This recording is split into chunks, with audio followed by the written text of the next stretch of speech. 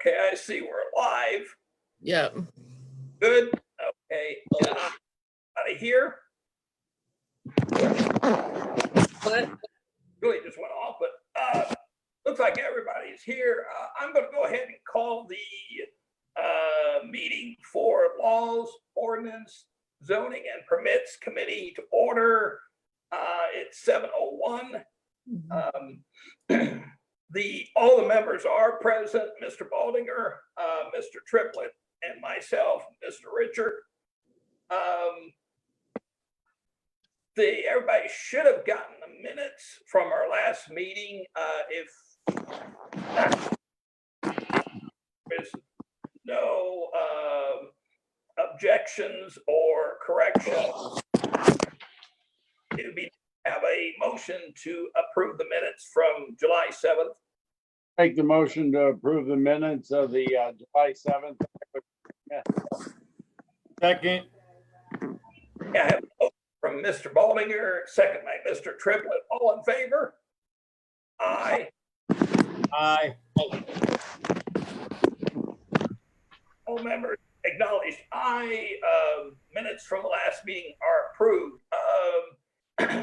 We have several items on the agenda. Is there anything to add or change or remove from the agenda tonight?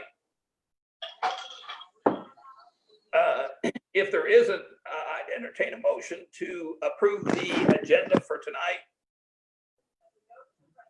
I'll make a motion to approve the agenda as written. Second. I have a motion to approve the agenda, Mr. Baldinger and Mr. Triplett second. All in favor? Aye. Aye. Motion carried. Agenda is approved. Let's start right into the first item on this, the agricultural exemption for mowing. This was from the last meeting. Who would like to start this?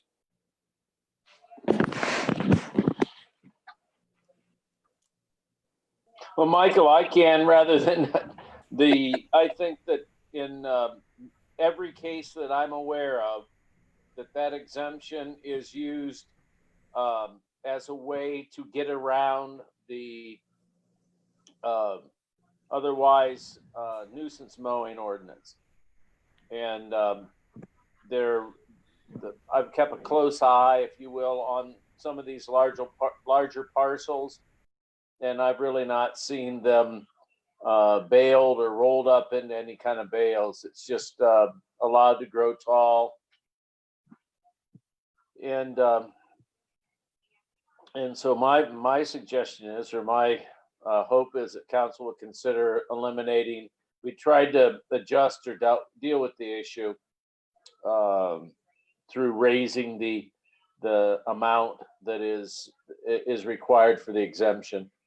I think it was 3 and now it's 7 or in that neighborhood. And the parcels that are the ones that are quite a bit out of compliance, if you will. They're not out of compliance because they do meet this agricultural exemption. We've never tried to push it from an enforcement side. So anyways, that's the outline of the point of view of trying to eliminate it. Is it possible to eliminate this agricultural exemption from all zoning districts except for the rural estate? I don't know. So absolutely, you can do whatever you like, Gail. Craft it however you'd like. You know, I think that's the best answer. I mean, we've given them the opportunity to you know, they're just using it for an excuse not to mow. So I think we ought to just go back and put it in rural estate only area and be done with it. you know, there's the one, Gail, if I might, or Michael, if I might, the one property that's been in kind of an issue each of the last handful of years out on Dawson, that this year is planted in a crop. We've got, the way the city limits stretch out across, you know, a long ways out towards Crestline, you're gonna have farming and agricultural uses. This is a totally different situation. So, you know, that's really what we're trying to get at. Let me throw this out, everyone. Yeah. Well, as Tom had mentioned, the mayor mentioned, the gentleman over on Dawson, technically, he's got that area planted in beans. Yeah. So cash crop, I mean, he's gonna harvest that. There will be, Yeah. literally, he's gonna do that. He's also mowed the perimeter, so he does keep an upkeep. Right. We maybe have some type of mechanism in this ordinance that defines certain agricultural uses such as haying that require some type of, I don't know, proof or something that says, okay, I'm growing this for hay, and I'm at the end of that process, I'm going to harvest it, whether it is to bale it up or roll it up or whatever. So that way, for the folks that do want to do that, not that necessarily, you know, maybe nobody's doing it now, but in the future, all they would have to do is show that they actually are using it for an agricultural base. Yeah, I don't know quite, Thomas, how that could be, how we would like to have it written, or how council would like to have it written, but I think we ought to be able to distinguish between some of the parcels that are out there that have been chronic, and I think what happens is when you have a large parcel that's right next to a residential neighborhood, and it's in stark contrast, that's where I think it doesn't look great, and that's also where you get the complaints that we get. And I'd Made it- what say if that we we don't made get it a 10 lot of acres? complaints on the subject, but every year the situation reoccurs. So anyway, Thomas, I'm not sure how you would word it so that soybeans, corn, and wheat would be treated differently. I think that's the way you do it, Tom. You create a Okay. list of acceptable agricultural uses, and anything which doesn't fall into that list is not allowed.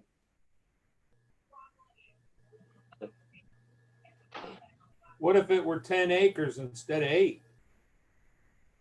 7.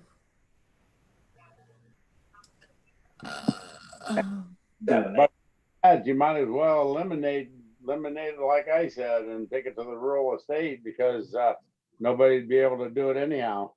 Right. Yeah. The guy on Dawson, I've looked up a lot of them. The guy on Dawson is 9.487 acres. So he wouldn't be allowed. And then there's people over by Judy and Collins. They plant corn or something. That's on 4.55 acres right there off of Virgil.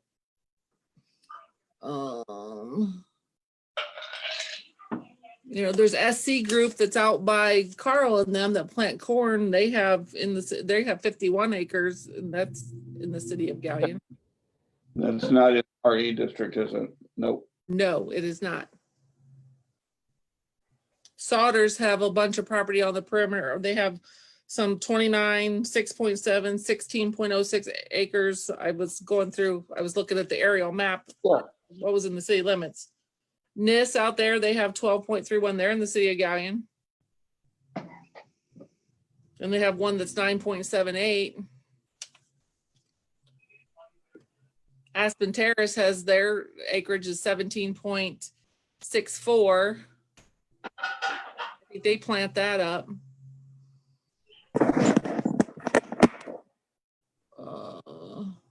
Kozik, his acreage, he's got some that like 30 point, he's got one that's 6.95.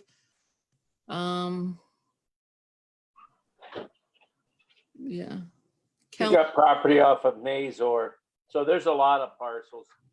yeah, Nazer might be in the rural estate, but that's the only one. So I mean, excuse that one me, would right, be, about but that. Well, yeah, doesn't, there's a Sabo or something that has something by Wedgewood Circle. That's 3 acres. well, doesn't the, 50 or the 559.01 specifically say weeds and grass requirement? If we do as Mr. Baldinger suggests, just eliminate and go to the basics, say, so, that, let's see, wouldn't that exclude anybody planting cash crop, corn and stuff like that? I'm showing what it says in the ordinance. It shows agricultural purposes means farming, ranching, and all those listed there. That's kind of what I was looking at. Mm-hmm. So I'm wondering,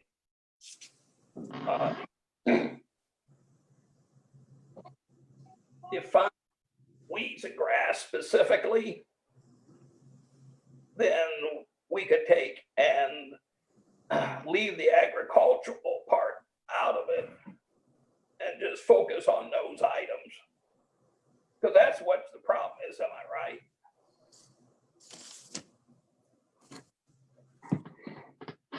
Or am I making it too simple? I didn't realize we had that much ground in the area inside the city limits that we would be we'd be restricting the people use of. Yes. Yeah, that'd be. Well, again, going back to my earlier question, I guess, observation. Could we put in some type of mechanism in this ordinance that defines the situation with anything that has to do with haying or mowing or something like this, if they're going to use it as a agricultural purpose? They would have to either show, or we would put in there something that would define proof that they're actually using it, as opposed to just saying, well, I'm doing that. Because obviously, as the mayor indicated, people are in cases have been just basically not doing it until they're forced to. Right. I kind of like the idea it was mentioned just a little bit ago by Mr. Palmer there about, and the mayor, about just making a short list of approved crops that could be planted on the 7 acres, or if you want to bump it up a little bit, we could do that too. But and yeah, if you just kept it to wheat, soybeans, and corn, and let it go at that. Yeah, that would work. Now, question though, for the zone out by the airport, would we have to exempt them? Because that kind of, I'm not sure what. Well, that's all they plan out there anyhow is, Mhm. and I think that's all rural estate out there too, maybe. Yeah. Yeah, I think if I might, Mike, I think one thing about this is that if we presented at council after this discussion and presenting it at council, anybody who objects that has a specific or a general situation they want to address, there'd be one of the farmers that has some of their property in the city limits. they can certainly make a phone call or attend a meeting and voice that opinion. So Mhm. I think getting the discussion moving along, I think is an important step. Right. Definitely. Well, gentlemen, I have to say, I agree with Mr. Baldinger on the kind of rethinking it. If we defined certain agricultural process or this, like the corn Mhm. and say beans, which is pretty much the primary, Mhm. that would probably Right now, just a couple strikeouts away from setting some sort of beginning season record. I'm sorry, I didn't hear anything of that. I think it was the mayor talking. I didn't exactly hear what he said. The other thing is, if we write something in there, I don't want it to affect somebody that wants to raise a garden and wants to put tomatoes in their backyard for their personal garden. Right. things. So whatever we write in there, I don't want to affect the ability of those people in those areas to be able to have their own little garden. Well, and that's what I was, I was kind of surprised because someone told me something about the one by Virgil, and I looked that up on the screen, and that is a field. It's only 4.55 acres, but they plant it. It's planted in corn, I think, or soybeans, one of the two. Our ordinance already, Huh? we're already in violation of our ordinances anyway. Because it's got to be 7 acres. Yeah. So do you stop them from doing it when there's? I would say we should. Because if they're in violation of the ordinance, I think it needs to be enforced. Well, Gail, you're right, but as you mentioned just moments ago, somebody wants to put a garden in. I don't really want to sit there and tell them.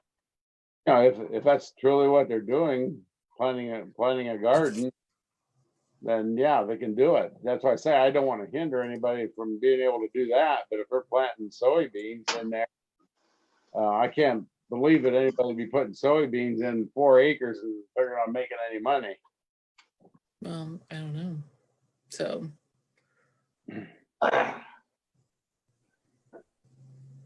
But again, that's being a cash crop, Mhm. not like just letting weeds grow up or wild grass. You had to physically plant it. Mowing it at that point. Yeah. So Yeah. they spent money to plant it. But going forward, once they harvest this crop going forward, those ordinances need to be enforced, and he should be mowing it at that point. Well, like I mentioned, I know the gentleman out on Dawson, because I go by there. He does mow his perimeter, even with the beans in place. He's within the ordinance out there. He's got more than 7 acres, so he has the right to do it, and he's doing a good job taking care of his property. So right now he's in compliance with our ordinance. So you got somebody with 4 acres, they're just not in compliance. I mean, and there's no other way. It just needs to be enforced.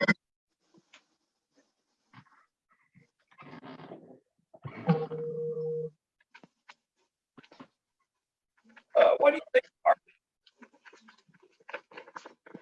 Well, I really think we ought to be careful with our regulations, but that's my own opinion. Oh, I agree with you on that too, Mark. But I mean, if somebody's in violation right now, we've got way too many ordinances on the books and none of them are getting enforced. So why do we even have them?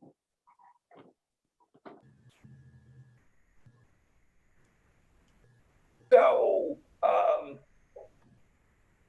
what do you think we should just take and just redefine this particular section? But as was mentioned earlier, I'm just asking. I really don't have any cure-all for this. I mean, yeah, no matter what you do, you're gonna step on somebody's feet. Yeah. Well, like, again, my only thought was that,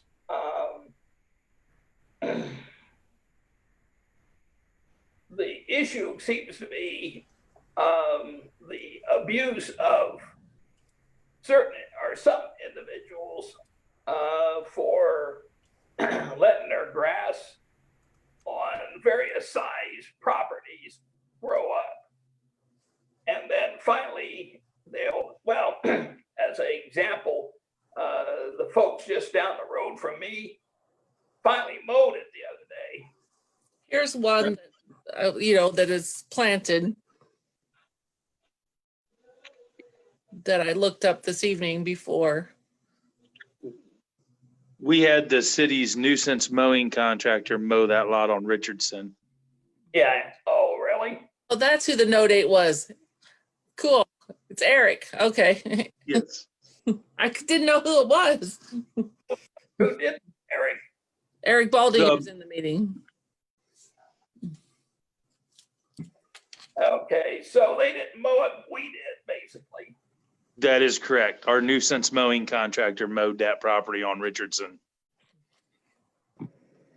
What's this property you're showing here, Julie? But it looks like it's like a railroad track. It's the 4.55 acres that's by Judy Gibson that is normally planted. That's at Virgil and Orange there along the railroad tracks. Mm-hmm. So that one would have to be not planted anymore. Exactly. I mean, really, he's not in compliance with our ordinance as it stands. I mean,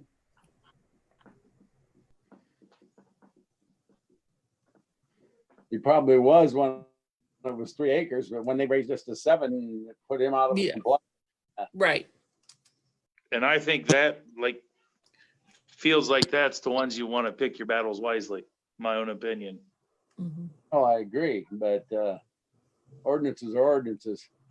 No, I get you. I'm just saying that's I mean, that field's back in there. It's landlocked. It's Yeah. So just maybe one of them situations. it was a mistake to take this to 7. Maybe we ought to bring it back into compliance and let him go on. Maybe some. Yeah, that might be the answer. I don't know. And just bite the bullet, and hopefully some of this other land will develop in the near Mhm. future. Our problem will be solved.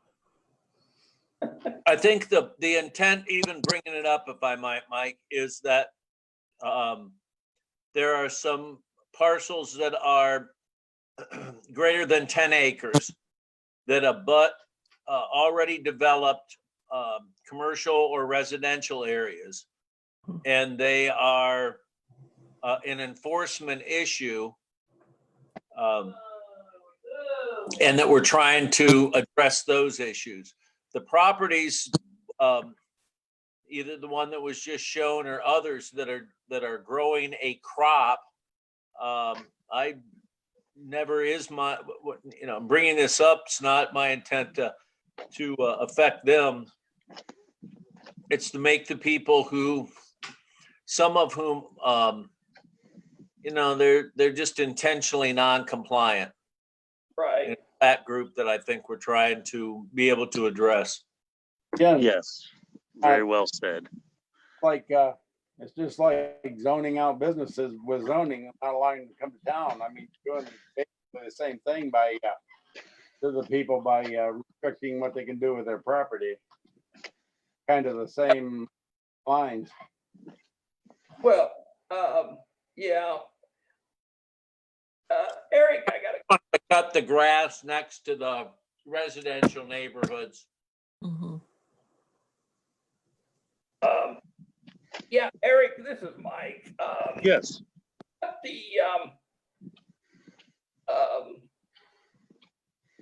You're having, essentially, what I'm gathering is the enforcement issue. Do you need something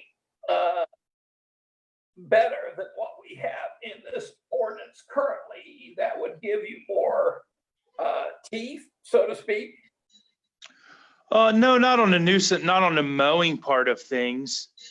The mowing part of things, we just, it's set up where I send them a certified letter. Once I get that back, then we gotta give them the 5 days and then we can mow it. And then we bill them at the end of the season. If they don't pay, then we can, certify it and assess the taxes. Okay. So that's how that works on that end of things. What would be, in your thoughts, and I know I'm putting you on a spot, but what would be, Well, I agree with what the mayor, and I mean, I agree with what you all are saying. But he's more, I think, like going at the ones where the residential properties are in jeopardy, where these fields are butted up next to these houses, and it's a wildlife problem. Oh, Where, yeah. you know, that particular one down there on Virgil Street, it's not, you know, or I shouldn't even say wildlife, but more of a critter. You know, groundhogs and possums and whatnot are, you know, what the problems created in those spots. Raccoons and skunks, been a lot of skunks this year. That creates more of a problem for those residential properties where we're down there along the railroad tracks. All those already exist along the tracks. It's not really butted up. It's protected from the residential neighborhoods pretty well. And that's where we just got to keep all that in mind. We'll constantly have the people that's, you know, and non-compliance. That's just going to be an ongoing battle. I don't know if that helped you or answered your question, or So the people on Virgil don't complain about that field. I have never once got a complaint down there from any in that area. Never. Okay, what does everybody think about, since those three crops that I just mentioned, which would be wheat, soybean, and corn, is probably the major three crops that's being raised in our area. What about dropping it back to 4 acres and then limit it to those three crops and end of story? If you don't do that, you mow it. Or just don't allow people to raise hay. Well, I don't like to legislate restrictions like that necessarily. Which, Italian's kind of in the middle of a cornfield anyway. You got to look at that. So Yeah. yeah, well, we got to be careful. right. drop it back to 4 acres. That's gonna bring everybody into compliance with our ordinances. But just make sure they're using it for those three crops. I mean, because the people are clearly saying they're doing hay and not doing hay. And then these people in these nicer neighborhoods, you know, their property's being devalued because the people aren't doing anything with it except letting it grow. Well, yeah, There's only one concern I have for that. Just something to think about, like that. I'm going to use the field out there to the old Ridgeville school property, for instance. Mhm. So if you do that, then that owner of that decides that they want to be a real, you know, that they really want to do crops, and they go in and they tear it up and they plant corn. Now you got cornfield, you know, up amongst that neighborhood, which it does not fit at all. Well, they have corn on, some of them people have corn on the other side though. Like Oh, yeah. Carl has corn behind him. Got corn all around them out there. Correct, but it's not right in the middle of that. I guess, I don't know. I understand. It fits. It's, You know, we're at a stalemate and we have no answers. Mhm. but no, I know. I'm just, So somebody's gonna have to make somewhere. If you take it to 4 acres, then you could have corn on the old high school lot and you could have corn on the old North School lot. So I mean, there's all kinds of drawbacks. I mean, Mhm. we're pretty much at a stalemate here. I mean, Because I think the North School lot is like 4.07 acres or something. well, it would be just over. They could put it on there. You know, Mhm. if you go to 5, then that puts Virgil Avenue out of the, you know, so it's, Mhm. what do? well, let me ask everyone that Eric or Mr. Mayor, do we have anybody that we know of that actually or had planted or planned to harvest hay for baling purposes or anything? You know what I'm asking? Just as a kind of just a Yep. general. Not that I'm aware of. I mean, Okay. this is an issue that is, Mark hasn't said much, but what he said is accurate. We're in the middle of a cornfield and we're surrounded by agricultural fields. The only issue from an enforcement point of view, and this is Eric's day-to-day world, the only issue or however you want to put it is that there are some large parcels that are just maintaining it to a minimum. And I guess really wanted to have a discussion about whether or not we wanted to do anything or just go along like we have, using kind of a gentle enforcement. I pretty much agree with that, Mayor. I think that's where we're at this point, because I don't think there's any acceptable solutions. I think we just need to scrap this and just continue on as we've been. Yep. I can live with that. I agree. That sounds good. I mean, we could talk about this forever. For weeks. Not Yeah. gonna- There's always going to be some exception or some this or some that. Like I said, all we I can do know is. I didn't get all of them, and I've got 1, 2, 3, 4, 5, 6, 7, 8, 9, 10, 11, 12, 13, 14, 15, 16, 17, 8, about 20 lots just around. If you go around the perimeter, if you pull up the map of the Galleon, you go around the perimeter, you got all kinds of lots that come into the city of Galleon that are, one of them 6 point something, but it's connected to one that's 13 something, Right. Thing we've Well- talked, we fix one problem and create 5 more, it's just, I mean, Right. we just- Let's do this, gentlemen. I have to agree with Gail at this point and with you, Mark. Let's just leave it for now. But my suggestion would be that if somebody comes up with something that possibly would be better to modify this, please, bring it to attention to Julie, and we'll have it to the committee and go from there, I guess. You know what I mean? exactly.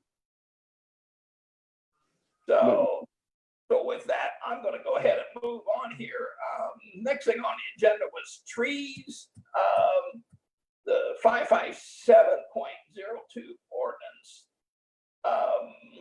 And I think this is kind of connected with sidewalks. Who would like to start us off with this? The silence is deafening. I think a constructive place to start on this is to have a summary of the various, I think there are 3 ordinances. And Mark is quick to point out there's one ordinance that says these trees are without much equivocation or detail are the city's trees. And then, while I'm not the expert on these ordinances, I guess there are a couple of others that identify responsibilities for maintaining those trees a little bit different. So I guess, Mike, what I would suggest is if Thomas could summarize those, I believe there are 3 ordinances.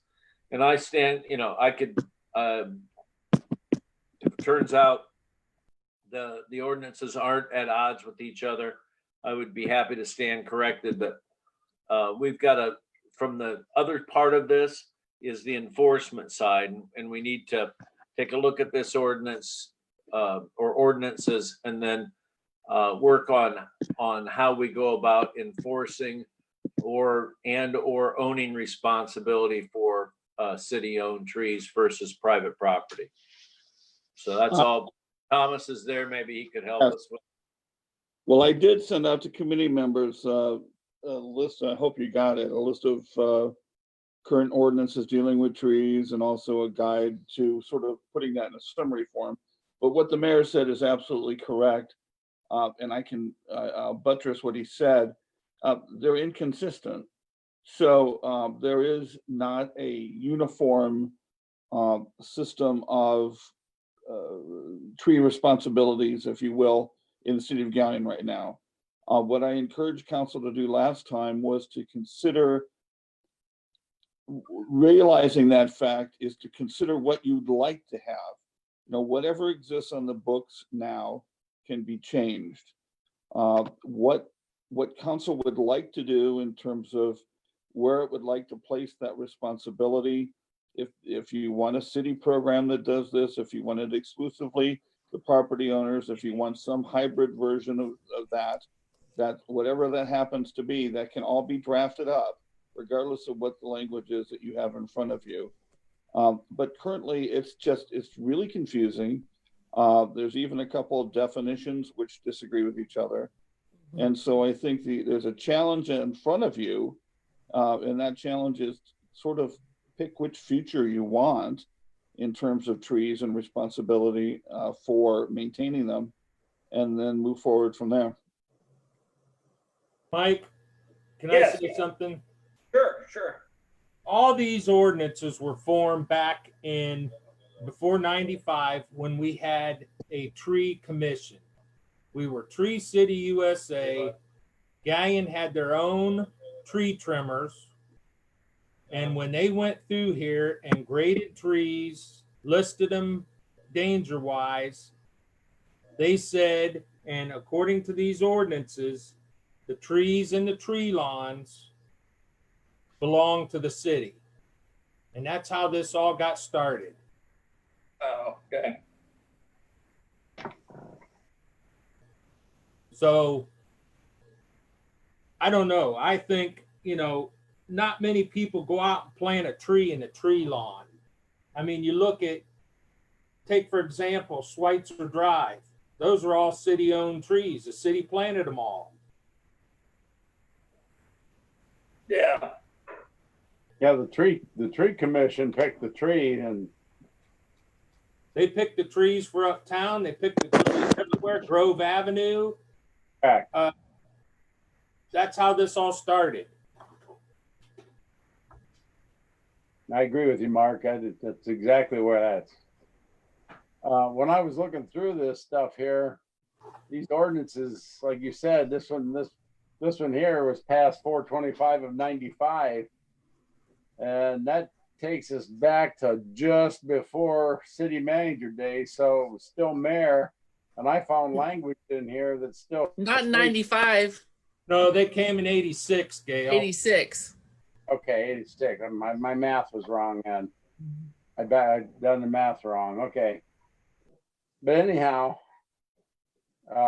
even at that, there's still language in here that says the mayor has the authority to do, to make decisions. And it went through the whole, what my point was, it went through pretty much the whole era of city manager with language in here stating mayor that never got changed. So No, that was updated by us and changed all the reference to city manager to mayor or safety service director.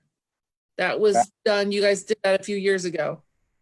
okay, why does the ordinance still have a 95 date then? Well, because it's still going to bear that original date, because almost all of that ordinance was passed at that time. The only thing that was done subsequently was to change the word city manager to the word mayor.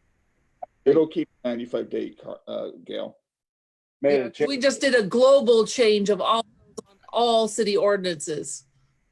We I did it that. with an update. Yeah, I realize that, but We I did would have changed the pass date too. No, You know, it really, on to that, and I would have thought that. They're working on the same ordinance, Gail. Yeah, but there's a wording change that had to be voted on, had to be accepted by council, and that should have had a new approval date. It could have been the same ordinance number, possibly, but there should have been a new pass date on here when that change was made, indicating when that change was made. That would be the call, at least. I suppose we could talk to them about it, but the people that codify our ordinances, those are the people that put those dates on there. Right. Whether or not it changed or not, they have their own internal policies in terms of how much of a change needs to be done for them to change the date, I think, Gail. Okay. But yeah, well, it just makes life confusing with everything the city's been through. Sure. Out, these ordinances and what they've been through. Well,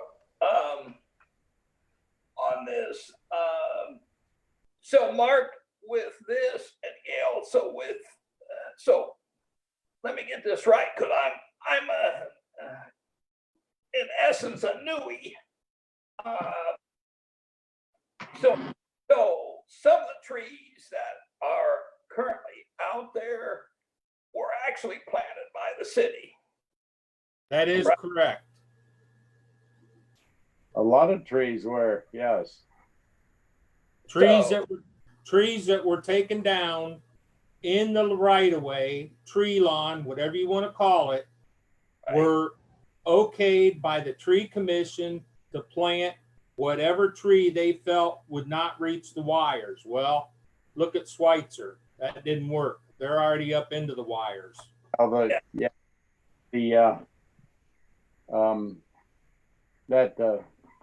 that pear tree, they tend to get 30-some feet high, and those wires are probably just under 30 feet, if I was to guess. Yeah. Well, my point is that you're with those being planted by the city. Thomas, correct me if I'm wrong, but that it would indicate possibly ownership of them by the city indirectly. Well, Michael, even if you take that line of logic, just extrapolate that over the whole city and trying to determine the ownership of each and every tree in the tree line. I mean, I know some, like the trees in front of Brownella Cottage, that were definitely planted by the Historical Society in the tree lawn. But others are not going to be quite so obvious. We'll have, subsequent owners. I think that's kind of a quagmire, Michael. Mike, Right. No, can I yeah, jump in? The trees that we run into, I think what Mark and Gail have pointed out are like almost a subset of the tree problem. The ones that we hear the most about are the I'm probably going to get the age wrong, but let's say the 75 to 100-year-old great big oak trees in the older parts of the residential part of Gallion. Those, great big monsters that, neighbors and the person who's got that tree in front of their house worry about a storm or something like that. On the electric side, we only police the trees that are within 10 feet of our power lines. So if for instance, you're on the wrong side of the street, let's just use Boston as an example. There are a lot of old trees in Boston from Harding Way to the tracks, and actually even going further south, that are these old tree lawn trees. Cutting down the pear trees of the trees that were planted in the city manager era, you can probably, our service department could do that. But the big old trees that have a several $1,000 price associated with it, I think those are the ones that we want to clear up ownership. And if it turns out council wants to own them, whether it's because of the Tree City era or other decisions that have been made prior to the move back to the mayoral system, if the city council wants to go ahead and own them, then we're going to have to budget that and come up with a plan to take down some of these great big old trees that aren't just ash. They're a whole range of species. right. Well, my concern is, and I think this has been obviously an ongoing topic for it seemed like ever, is that many, like you said, Tom, many of those trees are in the older parts of town. And unfortunately, also that is where a lot of our elderly live. Yeah, And with limited funds and all this becomes a factor. I can agree with you on that, Mike. Yeah, it's, you know, you got the people that don't have the income, and the last thing I want to do is put trees, the responsibility of these trees is going to cost them several $1,000s to take care of, creating a hardship on anybody, any citizen. Yeah. City. You know, I agree with that 100%, Mike. It's, you know, that's all we're doing is putting a hardship on somebody that can't afford it. and then the lax enforcement is an effort not to put the hammer down on that kind of couple. And we see it coming and going, if you will, where there's an older resident that wants to move to assisted living or has to move out of their home, and a young couple moves in, and they buy the house, or they're making arrangements to buy the house, and there's a several $1,000 quote to remove the tree out front. So that's it's a recurring problem. One thing I wanted to ask Mark, and it certainly wasn't his decision back when it was made with the Tree City and stuff, but can you remember what the discussion at the time was? Yeah, we're going to own these trees that we're planting. The ones that frustrate me are the ones that are planted on Grove, right below the power line. It's like, they removed the old trees and then planted, our own nuisance right underneath the power line. But what was the discussion about, taking out these old trees, in pursuit of being Tree City? The discussion was had amongst the tree commission, which, do you remember any of the people on there? Yeah, sort of. Okay. Yeah, I do, sort of. Okay, those were the people who chose what to plant. I don't know whose advice or whose they took, but that's where the decision to plant that kind of tree, where they planted them. Mhm. And it was supposed to be a species that would not, like you said, that would not reach the wires. Now, are they Correct. reaching? Are those trees on Grove reaching the wires too now, or? Oh, they're all up Yes. in the wires. Yeah. Yes. My son Kind of owns a house on Grove Avenue. He's got two different trees in his front yard. He's got like some kind of pear and a maple of some sort. And he just this spring they whacked the top third out of probably the top third of his trees.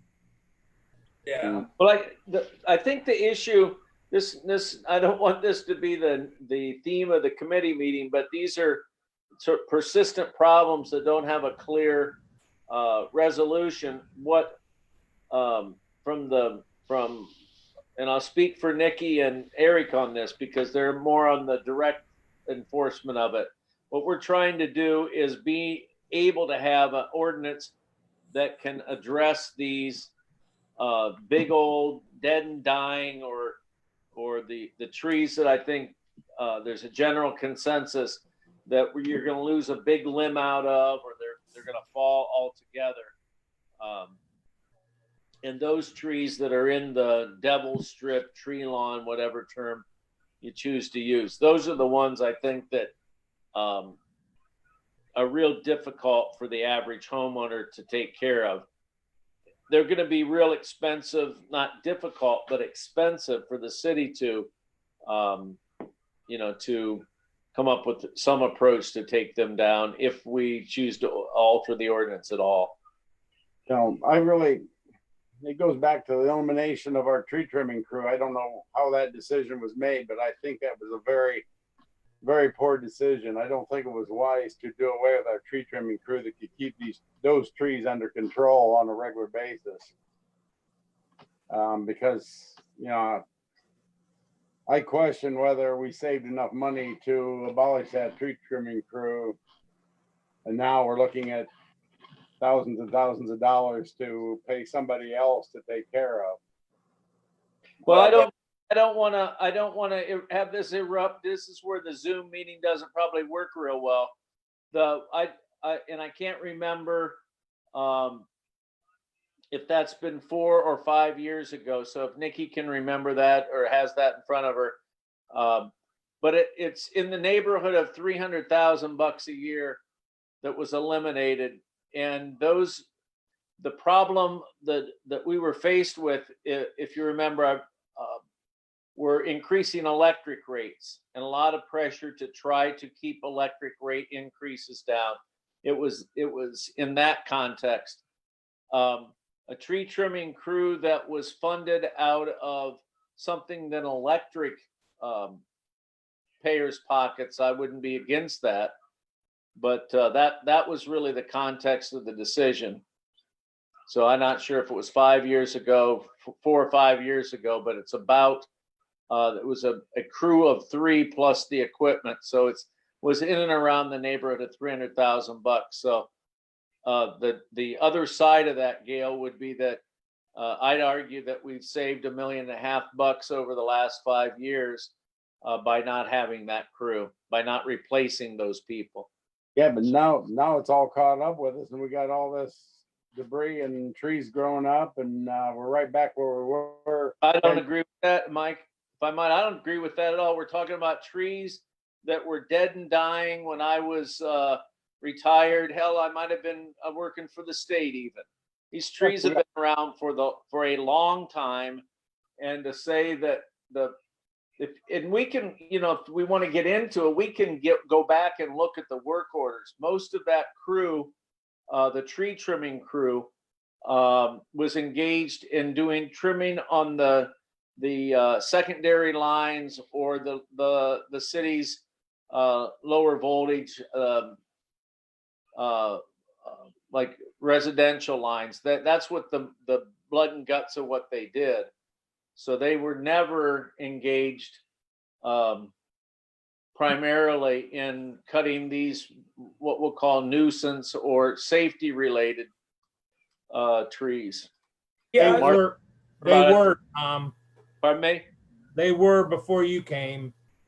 Yeah, they used to do the primary all the time. That was their that was their top priority over above the secondary. Secondary always. Was what? I'm talking about cutting the trees that don't have an impact on electric. We're getting, it's an interesting conversation, Mike. I didn't know we get into that. We can probably bring it back up tomorrow. We're getting for around $100,000 to the contract, a significant number of trees. I don't want to compare it to what the crews did 8, 10, 12 years ago, but the trade-off was reducing our overhead costs, and that has saved the city electric payers about $300,000 a year since that was discontinued. And it was done through attrition, just to the extent it matters. All of the tree trimmers were promoted up and are now journeymen, apprentices or journeymen within the department. So, you know, it's I don't think that arguing that the tree trimming crew was taking care of the problem under the city manager era. We could argue that quite a bit. I don't think that's true at all. Heck, if they were doing such a good job, then it wouldn't have been a problem that we walked into 7 years ago. These old trees, they didn't just start getting old and dying. So I don't know, without prolonging it. well, here, Just agree to disagree. let me interject here. I think that at the time, the tree trimmers were beneficial back then. I think we have saved, as the mayor has indicated, and the tree trim purpose of electrical are keeping up. The issue, I think, gentlemen, is as has been pointed out, is the old, many of them, I don't think they're even oak, to be honest with you. I think a lot of them are those soft maples that have a tendency when they get to a certain age to hollow out. Over maples. Such they begin to, large limbs start dying and such. Those are the ones that I think that are the issue here more so. And those are the ones that are costly to take down because you really can't trim them up, because if you trim them up, you essentially are going to kill them anyway. So now you have a big, I don't know, 20-foot, 30-foot log hanging there, basically ready to fall over. My thought was, and we're not going to obviously decide this tonight or anything, but my thought is possibly twofold. One, to take and maybe have some type of shared costs between citizens and government because of the cost involved. And for future reference, to not allow planting of trees in the Devil Strip section. Now, that's not restricting people's use of their property, but it is kind of, for future reference, kind of helping out where people in the future that are sitting like where we're at will not have to make this determination because there's no trees planted there.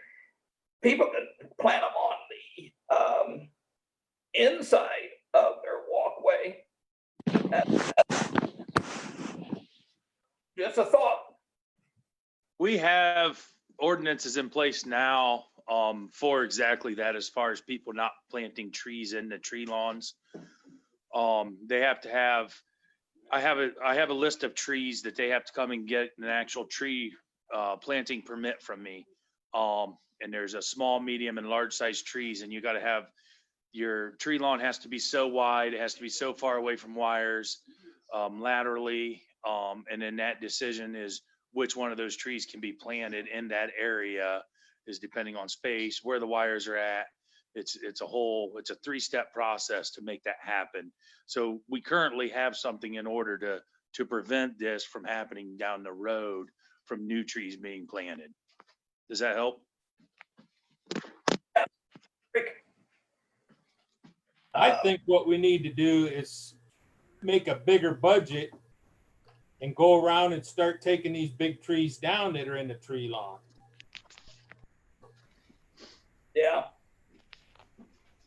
That might be the. Who are we gonna charge? The general taxpayer?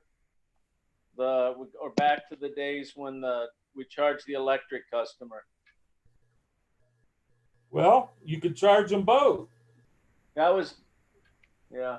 Well, we do when in the judgment of superintendent, the trees are within, within the power lines. So I'm going to go back and argue that other fight. I'll just resist that temptation.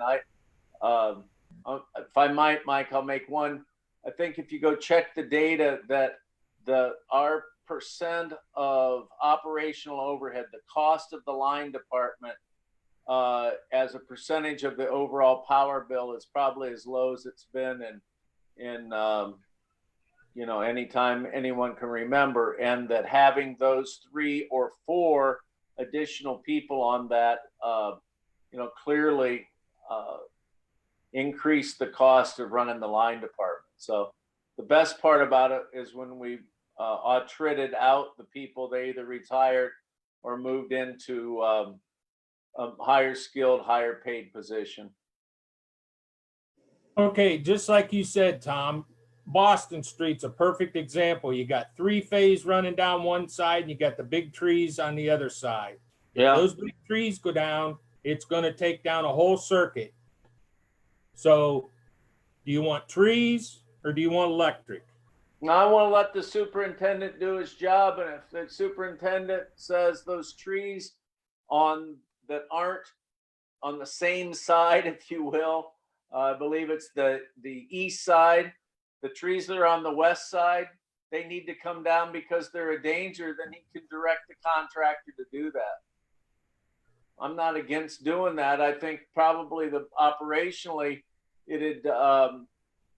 that's probably what needs to be discussed. And Nikki, I think, is on the call here. She and Jerry can talk about looking at some of these trees that if they came down, they probably would hit, even though they're on the opposite side of the street, and tackle those. Yeah. Just not that this was mentioned exactly, but the bid came in for the tree trimming lower than what was the budget amount. Is that correct? Yeah, we came in under $90,000 to do the southeast side of town. And we had what? How much in the? I think we had, I can't remember if it was 1 or 125 in there. Yeah, so there's 40 or 50,000, well, maybe 35,000, Mark and Gail, that we could direct the contractor in terms of the budget. There's money to do that, but that's how I would address it. If we've been taking too narrow of a view of what we're having a contract tree trimmer, then we'll take a little bit broader view and take into account some of the large trees that if things went wrong, not just exactly wrong, but went wrong, the tree on the other side of the street came across, it could tear down three-phase or the key parts of our system. So that's how I suggest addressing it. Oh, well, I'm going to interject here, gentlemen. Obviously, we're not going to determine something tonight, but let's put this agenda for month, try to figure out what we need to do in that regard. And with that, I'm going to move us on to the next item, which is sidewalks. Is that kind of tied to the trees, Mr. Mayor, or was that something else?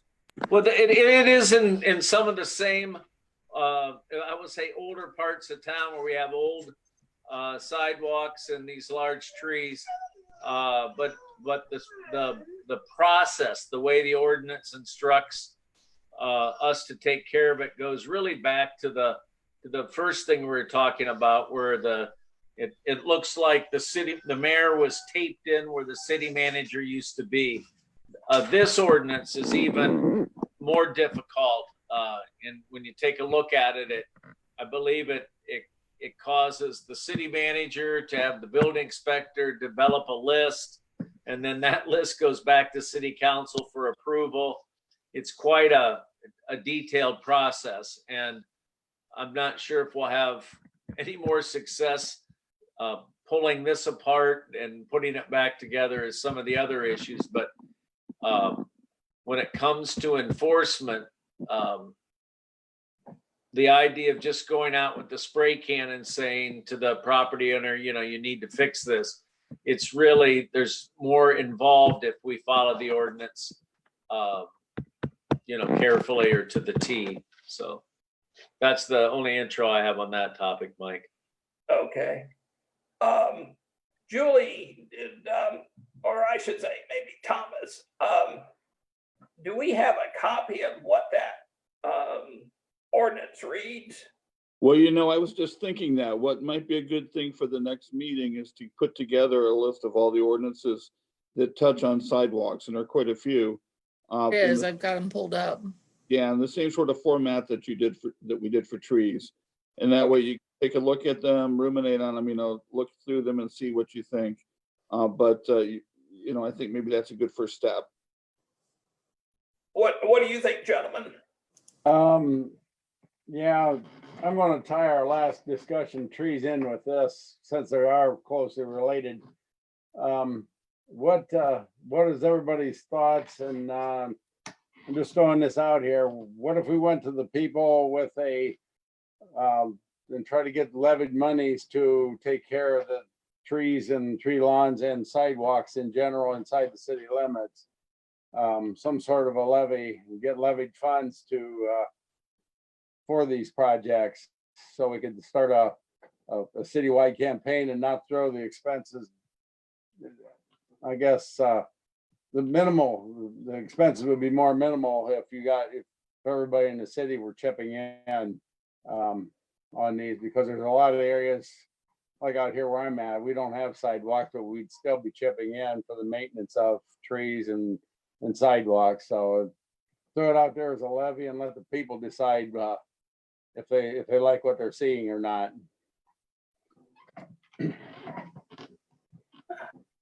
I don't know. I don't know about a levy, Gail. I would think people would be more for a levy to get the streets repaired than I would be for the trees and the sidewalks. Yeah, you may be right. But the thought there, the streets are getting done. I mean, we got a pretty good, yeah, we got limited funds on the streets, but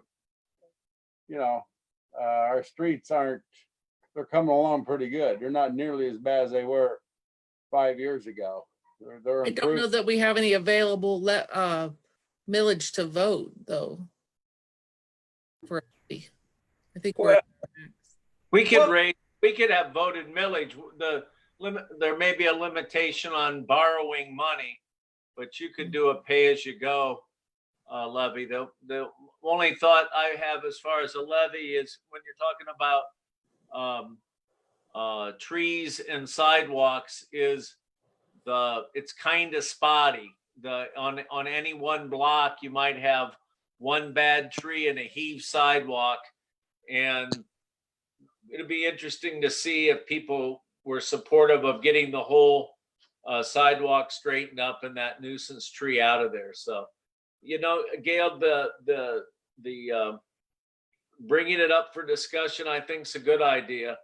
Not addressing it in saying we don't have the money is probably kind of a lame way just not to address it. There really is, if we're going to do it, we're going to have to dedicate either existing funds or ask voters if they think it's a priority. So at least kicking it off and having a discussion, I think is a good idea.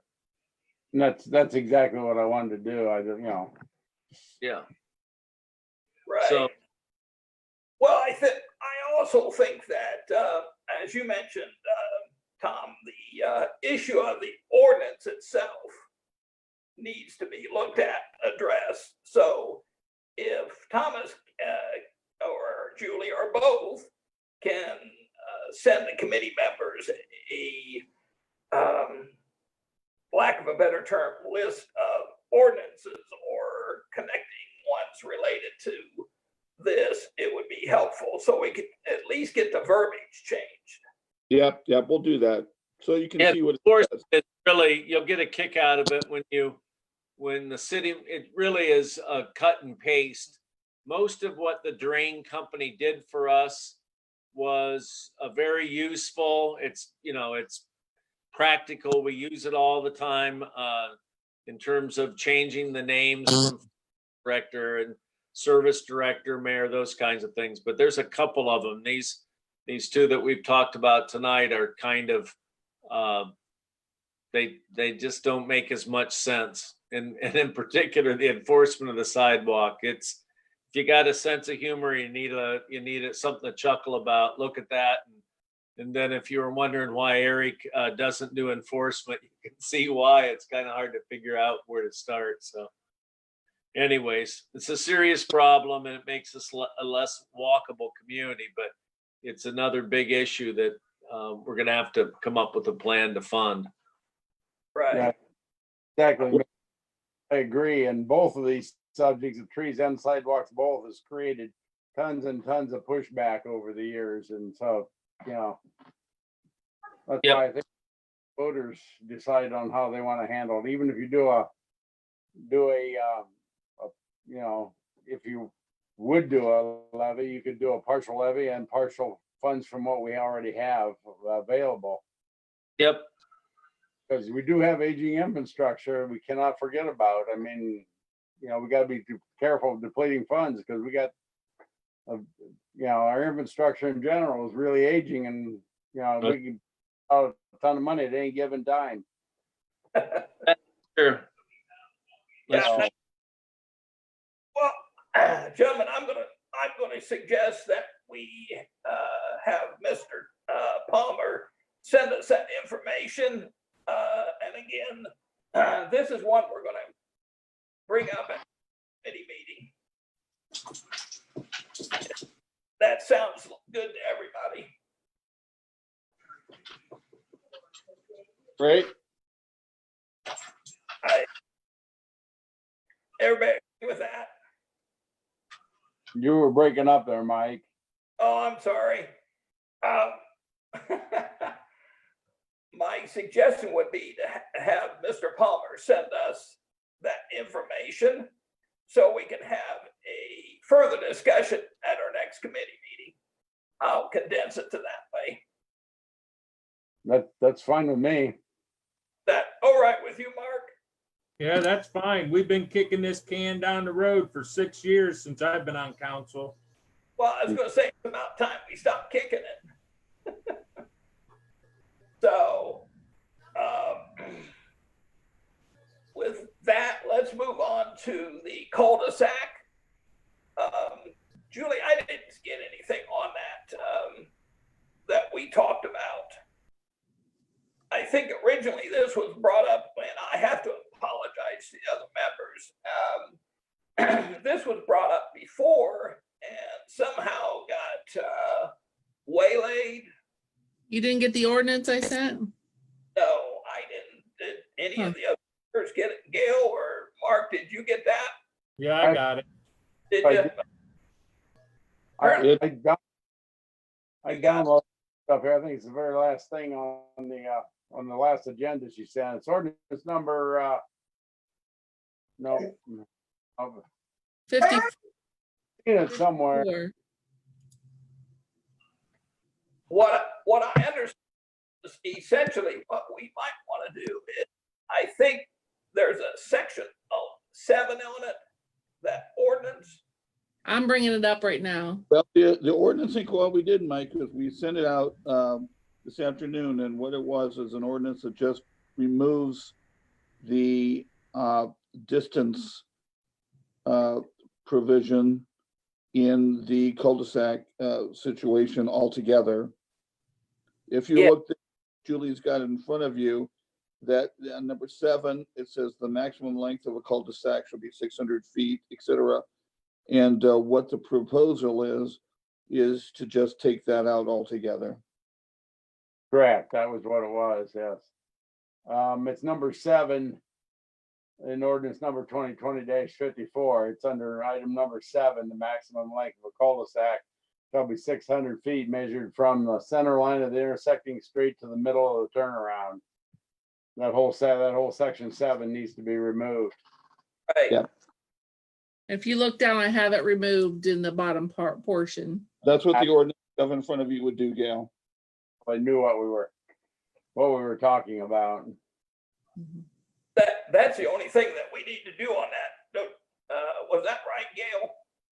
Yeah, and you know, there's really nothing to apologize for. I mean, it was brought up in a late meeting last year, and then of course, before we got back to it, we got COVID. involved with COVID, and everything just kind of went downhill from there. So there's really not a lot to apologize. I just wanted to bring it back to everybody's attention so we can go ahead and move forward with it. Oh, I totally agree. What do you think, Mark? Yeah, that's fine. So this is ready to go to council, isn't it, Julie? Yes. So I'll make a motion to put 2020-54 to full council. I'll second that. we have a motion to move this to full council by Mark Triplett and second by Gail Baldinger. All in favor? Aye. motion carries. This will be set to full council then. Next thing on the agenda is the authorization of sale for the fire station on East Side. And who would like to take this?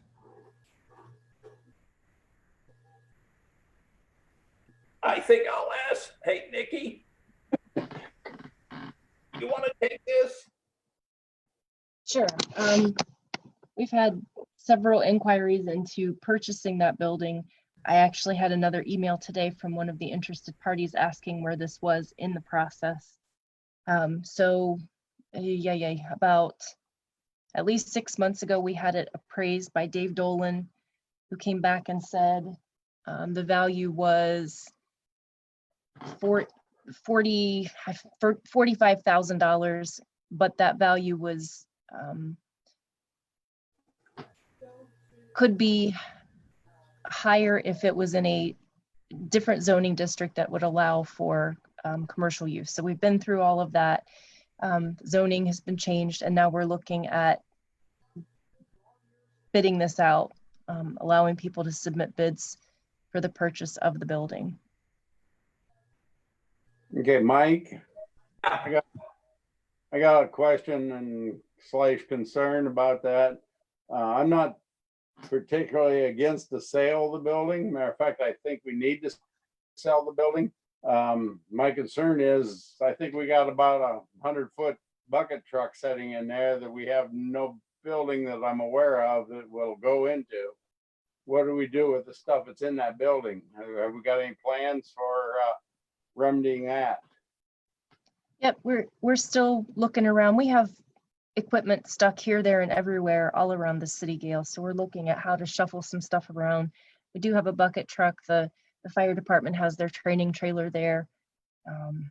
Street department has a leaf picker. So there's equipment there, but we're working on finding places for all of that to go. Yeah, that's my main concern right now is because we, again, and that adds another expense to everything we're talking about is, if we have to build a building to house this stuff in, just what are the plans? Some of that stuff, like the trailer, if it really had to, we could set outside in a fenced in area for a period of time till we got something resolved. But that bucket truck, I don't feel should be setting outside by any means. No, I agree.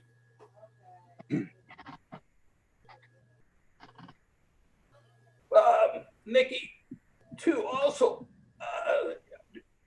on this, excuse me, is this going to obviously go out for bid?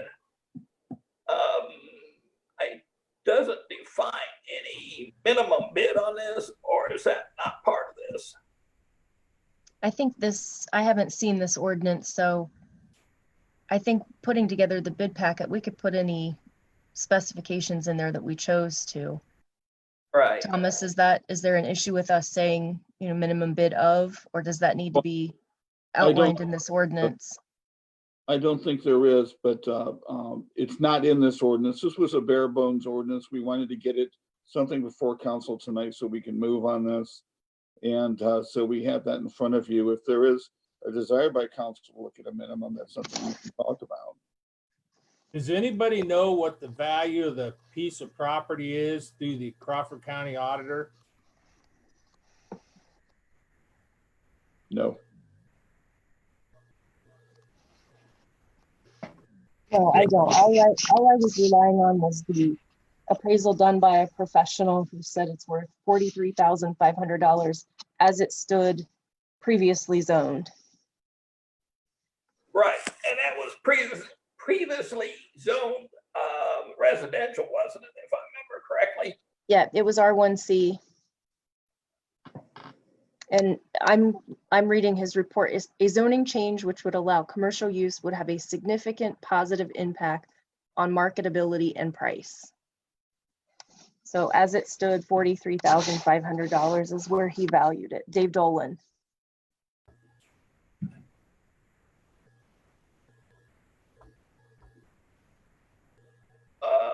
Well, gentlemen, do we want to move this on the council, or do we want to wait? I don't think we want to, I don't feel comfortable moving this to council till we have a solution for what's being stored there.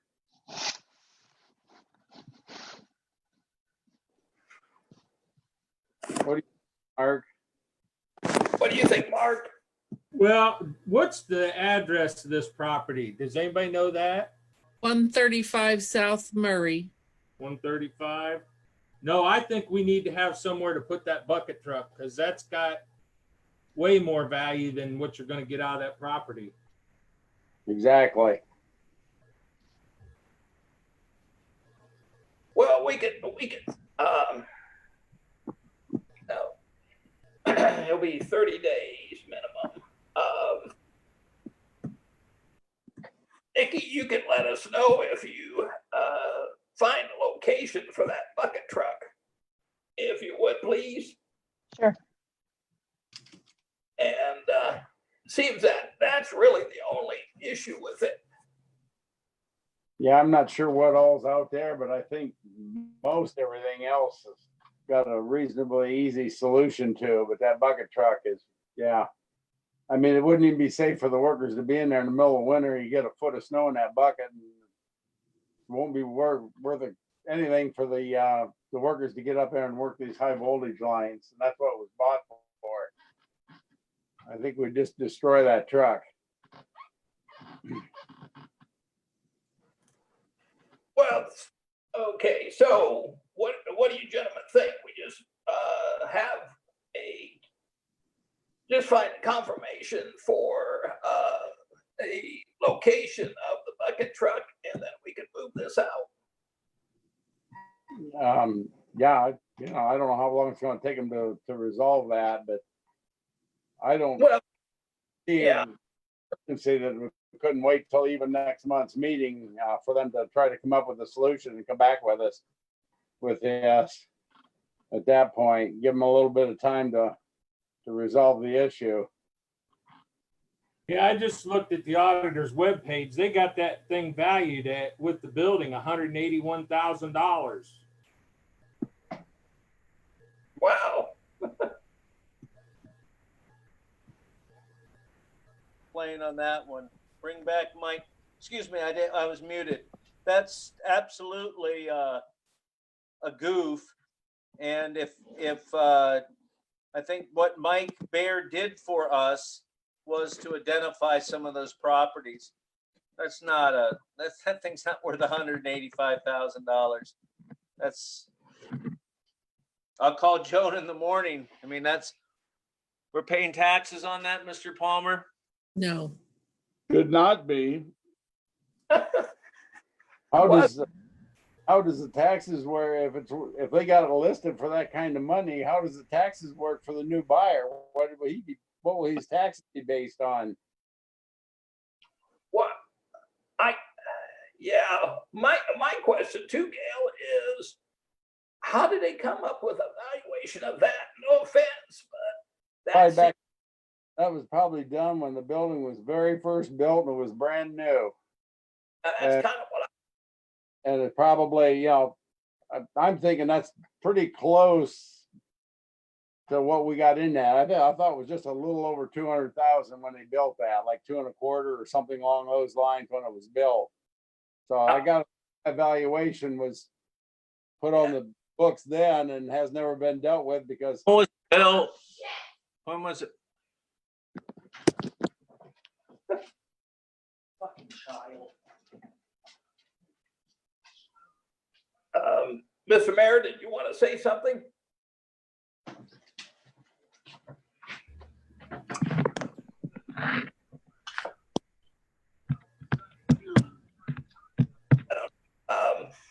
Yeah, that's what I kind of thought too, Gail, was that the valuation was based on the original. Here's the commercial property card.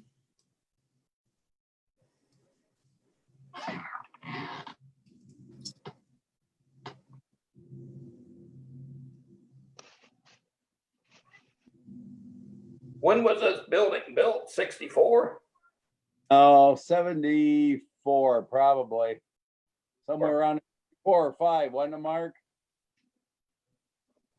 Yeah, I'm thinking that it was about the same time as the overpass, because that was the issue.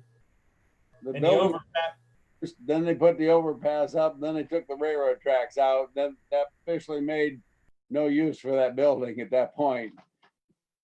Yeah, The whole idea of pulling out there was because of 2 sets of railroad tracks that we had to cross in order to protect the east side, our east side territory.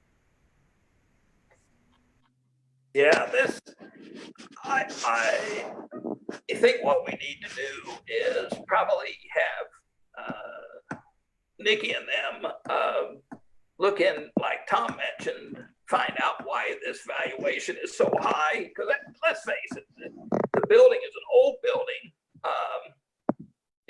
That's And I agree, the building is not worth that kind of money, but who are we gonna get the bid on this if they gotta pay, I know they can go in and dispute that tax. But, and I think the new tax evaluation would be set up probably on the sale price. But initially, what would they have to be paying property tax? How much property tax would they have to be paying till that got done?